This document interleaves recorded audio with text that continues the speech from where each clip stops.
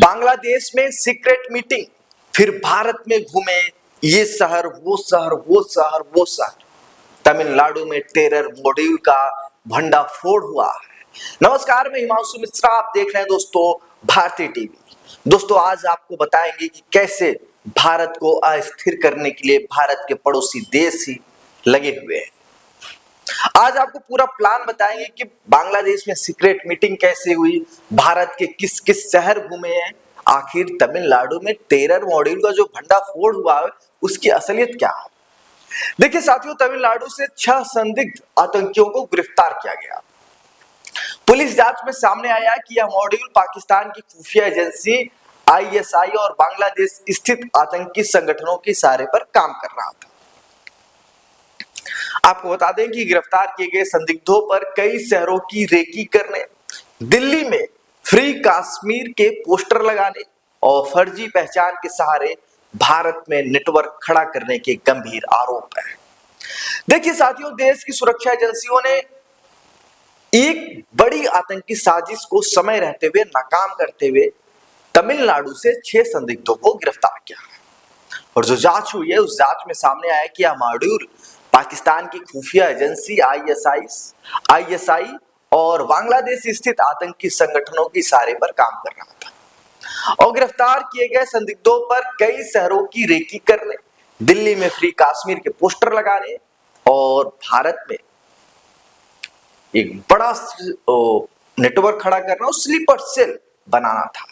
आपको बता दें कि दिल्ली पुलिस की स्पेशल सेल के मुताबिक यह कार्यवाही खुफिया इनपुट के आधार पर तमिलनाडु में संयुक्त ऑपरेशन के तहत की गई। सभी 6 संदिग्धों को अब कड़ी सुरक्षा में दिल्ली लाया जा रहा है, जहां उनसे एनआईए विस्तार से पूछताछ करेगी। गिरफ्तार आरोपियों की पहचान जो हुई है, आप नाम थोड़ा समझना। मिजानुर रहमान, मोहम्मद सबद, उमर मोहम्मद लिता, मोहम्मद शाहिद और मोहम्मद उज्जवल के रूप में हुई है। आपको बता दें कि इन्हें तमिलनाडु के तिरुप्पुर जिले में अलग अलग स्थानों से पकड़ा गया है और पुलिस के मुताबिक कि उथुकली से 2, पड़ल्लम से 3 और मुरुगनपुडी से 1 आरोपी को गिरफ्तार किया गया है। सभी आरोपी कपड़ा फैक्ट्री में काम कर रहे थे। अब आपको बता दें कि इन्होंने बांग्लादेश में सीक्रेट मीटिंग किया। जो जांच हुई है उस जांच में सामने आया कि आरोपियों में एक बांग्लादेशी नागरिक शामिल है। कुछ संदिग्ध हाल के महीनों में बांग्लादेश भी गए थे और वहीं जो सूत्र हैं वो बता रहे हैं कि वहां उनकी कथित तौर पर आतंकी संगठनों के सदस्यों से गुप्त बैठकें हुई है।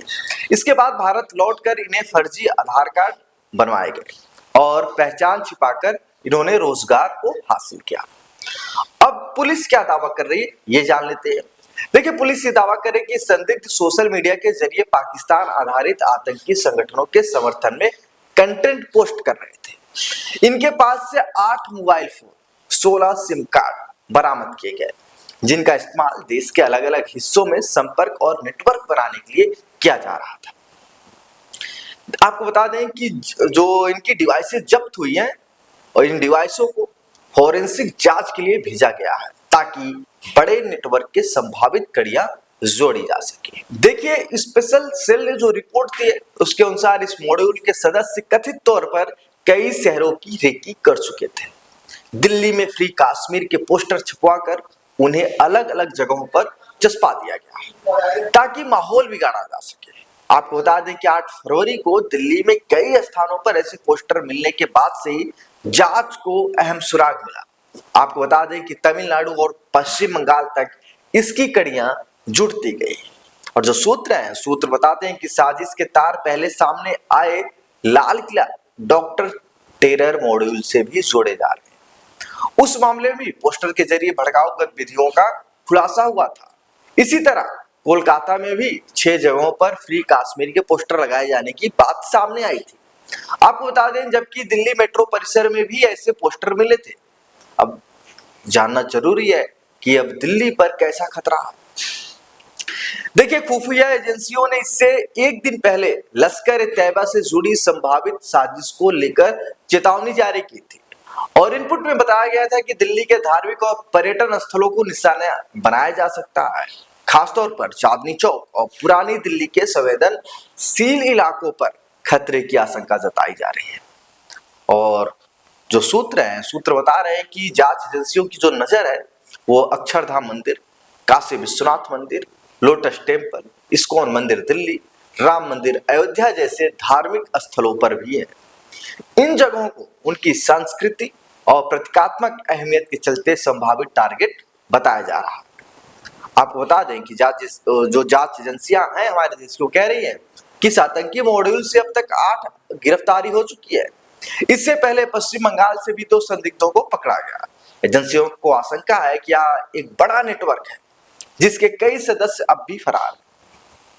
कुछ संदिग्ध सीधे बांग्लादेश के आतंकियों से संपर्क में थे, जबकि कुछ सोशल मीडिया के जरिए कट्टरपंथी विचारधारा से जुड़े सभी को मोटी रकम और आगे की फंडिंग का लालच देकर रेडिकलाइज किया गया था। आपको बता दें कि फिलहाल जो हमारे देश की एजेंसियां इस साजिश के मकसद, संभावित टारगेट और विदेश से हो रहे फंडिंग की गहराई से जांच कर रही हैं।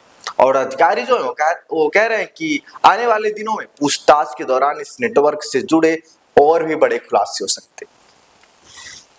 दोस्तों, आप समझ सकते हैं कि हमारे पड़ोसी देश, चाहे बांग्लादेश हो या पाकिस्तान हो या म्यांमार हो, सब भारत के अंदर अस्थिरता चाहते हैं। वो चाहते हैं कि भारत के मंदिरों के ऊपर धमाके हो, भारत में बम धमाके हो, भारत के लोग मारे जाएं, भारत के अंदर जो सरकार है ये हर समय पर टूटती रहे, भारत में आए दिन चुनाव हो, नरेंद्र मोदी को मारा जाए, योगी आदित्यनाथ को खत्म किया जाए। ये जो लोग हैं ये इसी साजिश के तहत काम कर रहे हैं। दोस्तों, आप लोग अपनी राय हमें कमेंट बॉक्स में जरूर बताइए। क्या बांग्लादेश भारत का मित्र देश बन सकता है? आप लोग अपनी राय हमें कमेंट बॉक्स में जरूर बताइए। नमस्कार।